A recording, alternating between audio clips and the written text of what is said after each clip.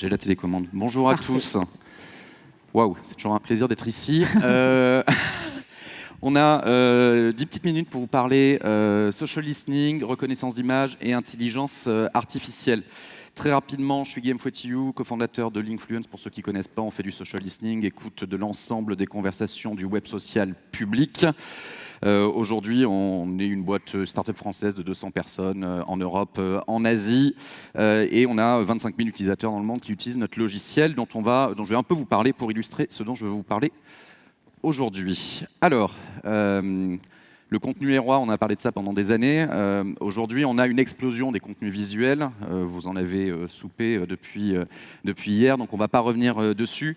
3 milliards d'images qui sont partagées chaque jour sur le web social. Alors, l'immense majorité sont dans les espaces privés de vos WhatsApp, de vos Snapchat, je ne veux pas en savoir plus, ou de vos SMS, mais une minorité qui reste une volumétrie extrêmement importante est partagée aujourd'hui dans des espaces publics. Espaces publics qui sont les espaces éditoriaux historiques, nous allons dire, les blogs par exemple, les médias, les forums, mais surtout, évidemment, les nouvelles plateformes que vont être Twitter, Instagram particulièrement, et les espaces public et les parties publiques de Facebook.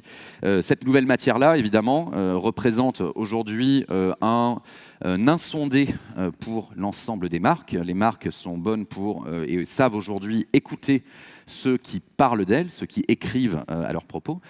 Par contre, dès que les consommateurs, dès que les individus montrent, eh bien, on est moins capable aujourd'hui de suivre cela. Et pourtant, vous le savez, lorsque nous nous prenons en photo, en selfie, lorsque nous documentons notre quotidien avec notre téléphone portable, que nous le partageons sur Instagram, eh bien, est-ce une bonne chose, une mauvaise chose, je ne sais pas, mais en tout cas, nous montrons beaucoup plus que nous ne disons. Et ces photos sont riches d'insights consommateurs qui sont aujourd'hui très peu exploités.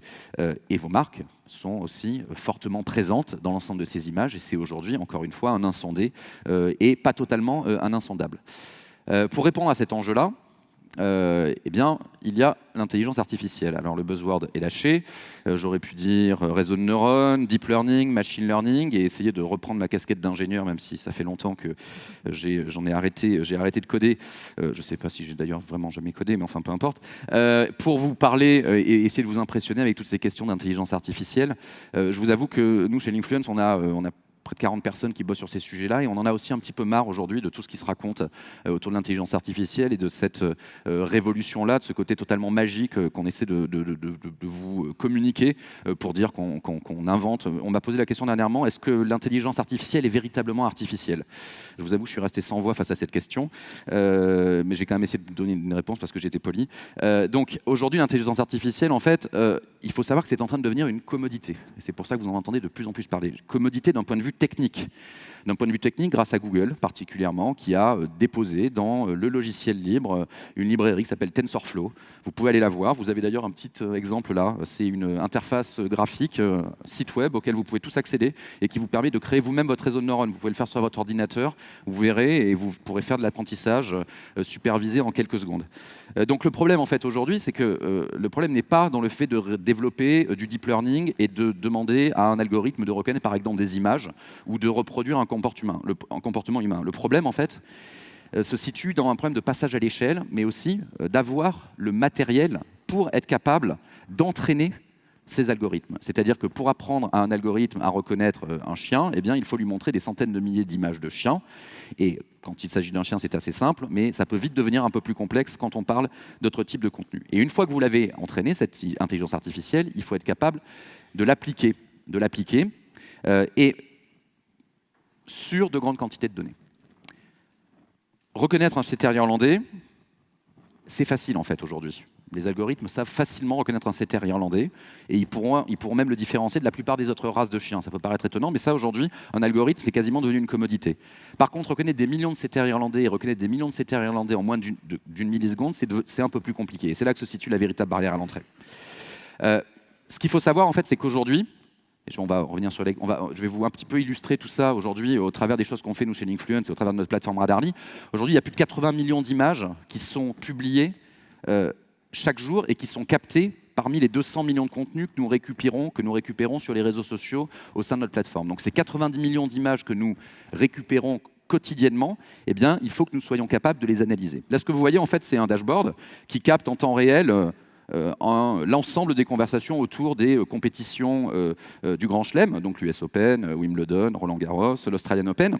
Et là, vous voyez, en fait, nous avons juste regardé comment est-ce que le social listening traditionnel récupère, basé sur des mots-clés, l'ensemble des conversations autour de ces conversations.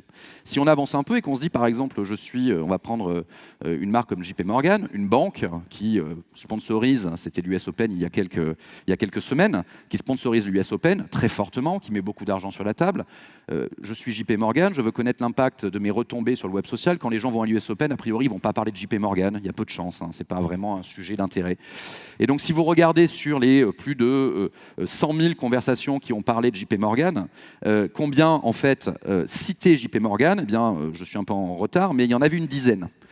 Si par contre, vous regardez effectivement combien représentait dans les photos JP Morgan, eh bien, vous en voyez plusieurs centaines, et évidemment, chaque fois que ces photos sont exposées, eh bien, il n'y a pas écrit JP Morgan dans le contenu, parce qu'on parle de Rafael Nadal et de Roger Federer, et évidemment pas de JP Morgan.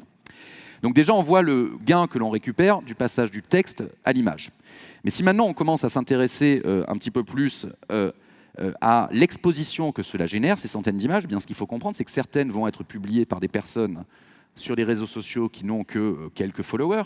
Donc ça vous fait une exposition certes très limitée. Certes, votre marque est exposée, mais sur un compte qui a peu de followers. Et à l'opposé, vous pouvez avoir des personnes qui ont des dizaines de millions de followers.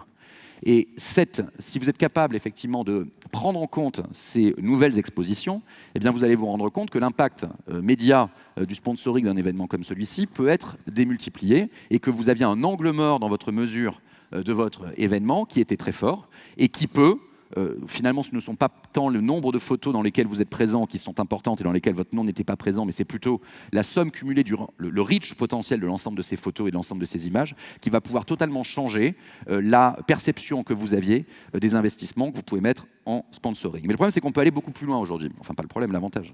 On peut aller beaucoup plus loin aujourd'hui et on peut rentrer, là on est sur des questions de média exposure, on peut par exemple se poser des questions autour de qu'est-ce qu'il y a sur ces images, au-delà du fait que ma marque y est exposée.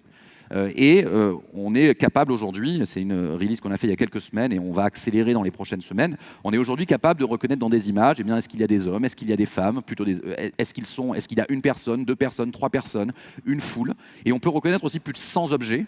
Alors plus de 100 objets, là, je vous ai montré des exemples avec des téléphones portables, je crois. Moi, je vous avoue que je suis assez fier du fait qu'on reconnaisse avec 97% d'accuracy les brocolis. Je pense que c'est une grande innovation. Mais je rigole qu'à moitié, en fait. Pourquoi ? Parce que ces nouvelles capacités que l'on a de décrire aujourd'hui les images vont nous ouvrir, en fait, des nouveaux champs. Et la question de l'exposition, la question de la media value, la question de votre réputation de marque et de la présence de vos marques dans les images n'est que le premier pas. Parce qu'au travers de ces images, comme je le disais, les consommateurs montrent beaucoup plus d'eux-mêmes qu'ils ne disent. Et au travers de ça, c'est tout un univers du Consumer Insight auquel vous avez accès, et c'est une capacité de pouvoir rentrer dans des moments de consommation de façon beaucoup plus intime, beaucoup plus précise, sans le problème évidemment de la privacy, parce que ce ne sont que des contenus que les gens veulent bien montrer. C'est la capacité de pouvoir mieux suivre, par exemple, votre celebrity marketing et votre influencer marketing, parce que lorsque les gens parlent des célébrités, vos marques ne sont pas toujours présentes, pourtant elles sont sûrement présentes sur les images, il faut le savoir. C'est la capacité au final de pouvoir se rapprocher au plus près des consommateurs et donc des tendances, des consommations de demain. Voilà pour cette révolution de la reconnaissance d'image. Ce n'est que le début, vraiment le tout début. Donc chez Linkfluence, on accélère sur le sujet, je peux vous assurer. Et je pense aussi que c'est le moment pour nous et vous d'accélérer encore plus sur ces nouveaux enjeux. Je vous remercie. Merci infiniment, Guillaume.